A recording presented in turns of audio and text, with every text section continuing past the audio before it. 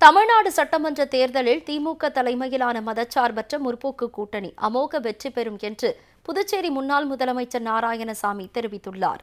மதுரையில் செய்தியாளர்களிடம் பேசிய நாராயணசாமி, தமிழ்நாட்டில் கடந்த 5 ஆண்டுகளாக அனைத்து தரப்பு மக்களும் பயன்பெறும் வகையில் பல்வேறு திட்டங்களை நிறைவேற்றி சிறப்பான ஆட்சியை நடத்தியுள்ளார் முதலமைச்சர் மு.க.ஸ்டாலின் என்று பாராட்டு தெரிவித்தார். தமிழ்நாடு வளர்ச்சி பெறவும் இந்தியாவிலேயே முதன்மை மாநிலமாக திகழவும் திராவிட மாடல் அரசுதான் காரணம் என்று அவர் கூறினார். நடந்து முடிந்த சட்டமன்ற தேர்தலில் திமுக கூட்டணி அமோக வெற்றி பெற்று முதலமைச்சராக மு.க.ஸ்டாலின் மீண்டும் பதவியேற்பார் என்று நாராயணசாமி தெரிவித்தார். மற்ற கட்சிகளின் எம்பி எம்எல்ஏக்களை மிரட்டி தங்கள் பக்கம் சேர்த்துக் கொள்ளும் பாஜகவுக்கு நிச்சயம் அழிவு காலம் வரும் என்றும் அவர் கூறினார். அதாவது பாரதிய ஜனதா கட்சியுடைய பொதுச் செயலாளர் யாருன்னு சொன்னா வருமான வரித்துறை, அமலாக்க பிரிவுத்துறை, சிபிஐ இவங்களை வச்சு மிரட்ட வேண்டியது.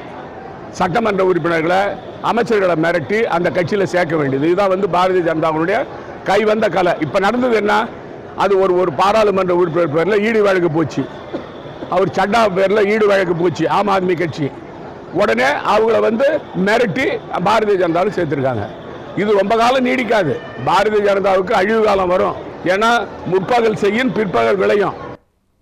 தமிழ்நாடு சட்டமன்ற தேர்தலில் திமுக தலைமையிலான மதச்சார்பற்ற முற்போக்கு கூட்டணி அமோக வெற்றி பெறும் என்று புதுச்சேரி முன்னாள் முதலமைச்சர் நாராயணசாமி தெரிவித்துள்ளார். மதுரையில் செய்தியாளர்களிடம் பேசிய நாராயணசாமி, தமிழ்நாட்டில் கடந்த 5 ஆண்டுகளாக அனைத்து தரப்பு மக்களும் பயன்பெறும் வகையில் பல்வேறு திட்டங்களை நிறைவேற்றி சிறப்பான ஆட்சியை நடத்தியுள்ளார் முதலமைச்சர் மு.க.ஸ்டாலின் என்று பாராட்டு தெரிவித்தார். தமிழ்நாடு வளர்ச்சி பெறவும் இந்தியாவிலேயே முதன்மை மாநிலமாக திகழவும் திராவிட மாடல் அரசுதான் காரணம் என்று அவர் கூறினார்.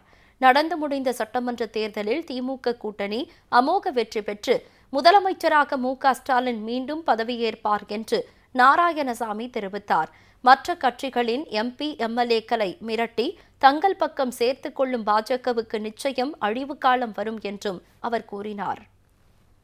அதாவது பாரதிய ஜனதா கட்சியுடைய பொதுச் செயலாளர் யாருன்னு சொன்னா வருமான வரித்துறை, அமலாக்க பிரிவுத்துறை, சிபிஐ இவங்களை வச்சு மிரட்ட வேண்டியது.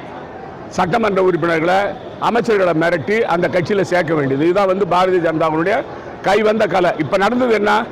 அது ஒரு பாராளுமன்ற உறுப்பினர் பேரில் ஈடு வழக்கு போச்சு. அவர் சட்டா பேரில் ஈடு வழக்கு போச்சு ஆம் ஆத்மி கட்சி. உடனே அவங்கள மிரட்டி பாரதிய ஜனதாவில் சேர்த்துருக்காங்க. இது ரொம்ப காலம் நீடிக்காது. பாரதிய ஜனதாவுக்கு அழிவு காலம் வரும். ஏன்னா முற்பகல் செய்யும் பிற்பகல் விளையும்.